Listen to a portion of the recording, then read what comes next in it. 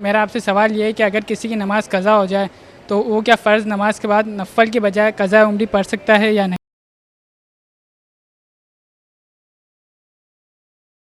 قضاء عمری کا تو مفہوم ان کے سوال سے میں سمجھ رہا ہوں کہ یہ چاہ رہے ہیں کہ ایک سے زائد نماز قضا ہے اس کو ہم کیسے قضا کریں.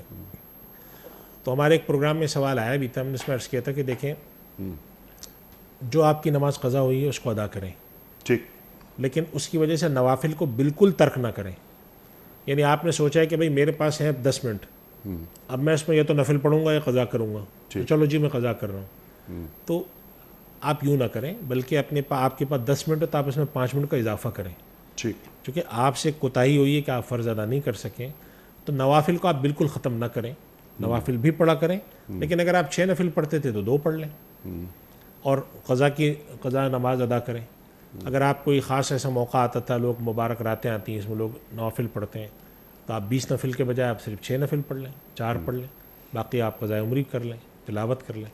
تو یہ مقصد کہنے کا یہ ہے کہ جو یہ سوال آتا ہے نا کہ ہم نفل نہ پڑھیں ہم فرض پڑھیں,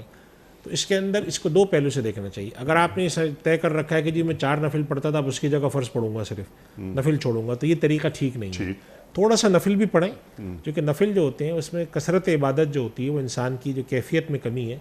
اس کا وہ مداوع کر دیتی ہے کہ آپ نے نماز کو احسن طریقے سے ادا نہیں کیا, اللہ کے یہاں اس کی قبولیت اتنی زیادہ نہیں ہے, لیکن آپ کے نامہ اعمال میں عبادت بہت ہے. تو اگر وہ کم بھی ہوئی ہے, معیار اس کا گرا ہوا بھی ہوگا, لیکن کثرت کی وجہ سے, تو ہمارے یہاں علماء کرام لکھتے ہیں کہ بعض دفعہ معیار کا مداوع